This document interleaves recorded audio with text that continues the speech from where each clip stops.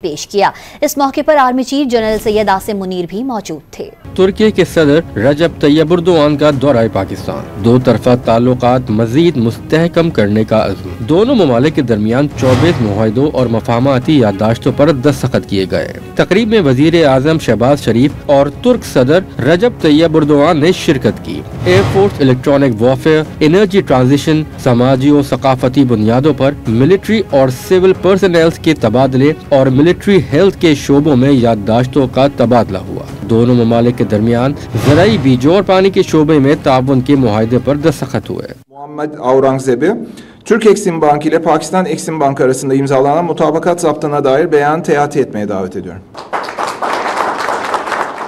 اس سے قبل ترک صدر رجب طیب اردوان آج وزیر اعظم ہاؤس پہنچے، جہاں ان کا پرتپاک استقبال کیا گیا۔ اس موقع پر دونوں ملکوں کے قومی ترانے بھی بجائے گئے۔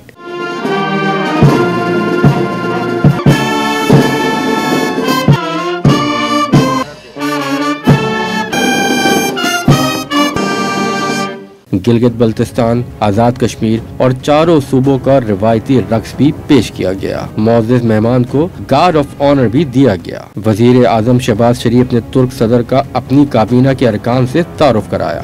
وزیر اعظم نے بھی ترک صدر کے ہمراہ آنے والے وقت سے ملاقات کی۔ Army chief general Asim Munir نے معزز مہمان کا استقبال کیا۔